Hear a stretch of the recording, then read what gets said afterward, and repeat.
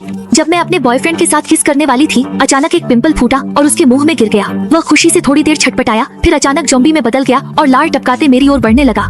मैं डर के मारे सन्न रह गई और तुरंत भागी, पर वह जल्दी मुझे पकड़ लिया। मैंने उसे गिराकर जमीन पर पटका और दरवाजे की ओर भागी, पर देखा कि दरवाजे पर ताला था। असल में ये कि हमारा खाने का ऑन ऑर्डर पेमेंट नहीं हुआ था। इसी दौरान मेरे बॉयफ्रेंड ने एक ही झटके में वेटर के कंधे पर काट लिया। एक झटके के बाद वह भी ज़ॉम्बी बन गया। अब मैं क्या करूँ?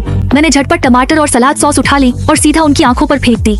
उनके अंधा होते ही मैं तेजी से किचन भागी और झाड़ू से दरवाजा बंद कर दिया। मैंने राहत की सांस ली ही थी कि शेफ ने मुझे जल्दी बाहर जाने का इशारा किया, पर वे लोग दरवाजा तोड़कर अंदर आ गए। शेफ संभल नहीं पाया और उसे सीधे काट लिया गया। अब तो सब खत्म हो गया था। जैसे ही मैं निराश हुई, तीनों ज़ॉम्बी अचानक मेरे सामने घुटनों के बल बैठ गए। असल में जो ज़ॉम्बी मेरे पिंपल्स खाने से बने थे, वे सिर्फ मेरी ही बात मानते थे।